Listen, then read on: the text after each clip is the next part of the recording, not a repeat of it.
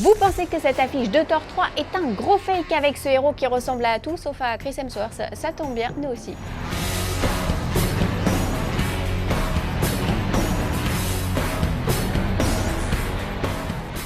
Au programme aujourd'hui, du Transformers en plat et en dessert, Indiana Jones en digestif, mais tout de suite, place aux news en bref.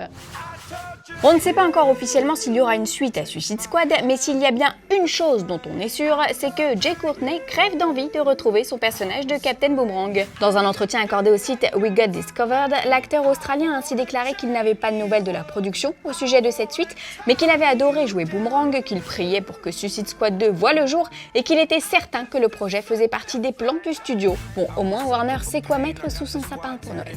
Plus de 30 ans après, un Gremlins 3 pourrait bel et bien voir le jour. Il ne s'agirait ni d'un remake ni d'un reboot, mais bien d'une suite située de nos jours. C'est Zach Galligan, l'acteur qui jouait Billy dans les célèbres films d'horreur avec les petites bêtes maléfiques, qui a donné ces nouvelles plutôt encourageantes pour ceux qui attendent encore cette suite, quoique 30 ans ça commence à faire long quand même.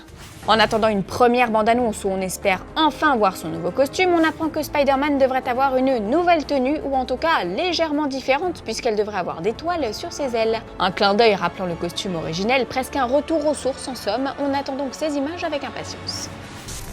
Vous le savez sûrement, la bande-annonce de Transformers The Last Knight vient d'être dévoilée et ça dépote sévère. Alors pour nous, c'est l'occasion de flamber un peu et de vous raconter notre petite visite sur le tournage en septembre dernier. Car oui, figurez-vous que nous avons eu le privilège de papoter avec Michael Bay, Mark Wahlberg et Anthony Hopkins au pied d'un somptueux château médiéval britannique. Alors même si la journée de tournage était assez calme avec des dialogues et des scènes de comédie, nous avons quand même pu voir des bolides, forcément, un tank, des caméras 3D, une énorme voiture travelling, des explosions et une caméra drone tournoyant au-dessus de nos têtes en faisant un bruit du tonnerre. Car oui, nous sommes quand même sur un film de Michael Bay, il ne faut pas l'oublier, le maître de l'entertainment XXL, un homme qui essaie sans cesse de proposer de nouvelles choses sur chaque nouvel épisode de sa saga culte, comme il nous l'a expliqué sur place. That's the frustrating thing, how you make it new and different and how do you challenge yourself on not doing the same thing, you know? So we've got a lot of new stuff in here, you know? It challenged me, and I'm thinking, how the hell are we going to shoot this? So that's kind of cool when you're trying to figure it out. You know, I've been doing movies as long as I have, and like, how the hell are we going to shoot this? You know, but it's the teamwork thing, and that's what's fun about making movies. Le réalisateur, très fier de la pool de scénaristes mise en place pour étendre l'univers de la saga Transformers à d'autres films, nous a également dit qu'il fallait, si possible, voir ce long métrage en IMAX 3D pour profiter pleinement de l'expérience. Et puis Michael Bay nous a également parlé du robot Hot Rod, nouveau venu dans l'univers de la saga et très apprécié des fans. Il n'a pas pu nous dire grand chose car tout ceci est encore évidemment placé sous le sceau du secret, mais tout de même ça se mange sans fin. Well, Hot Rod speaks with a French accent. But he's not French, he just likes speaking French, all right?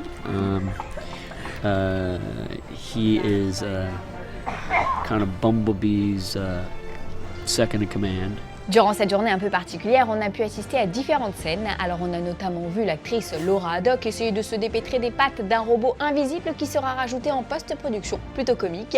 Mark Wahlberg se faire attaquer par un autre robot dans un salon du château, cette fois-ci incarné par un acteur muni de capteurs, et ce même Mark Wahlberg partageait l'écran avec Sir Anthony Hopkins qui fait lui aussi partie de l'aventure. It's part of a kind of strange visionary man who knows the secret about the Transformers.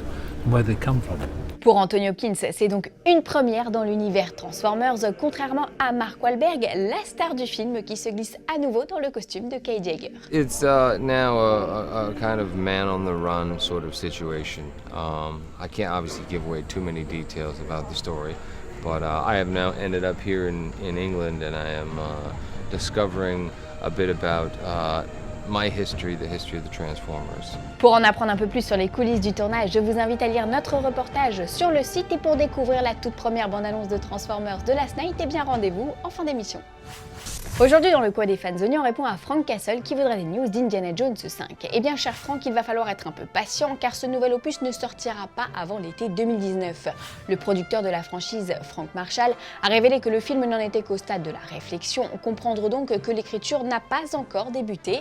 La bonne nouvelle, c'est que Spielberg remplira bien derrière la caméra, mais seulement après les deux autres films qu'il est en train de préparer, à savoir Ready Player One et The Kidnapping of Edgardo Mortara avec Oscar Isaac.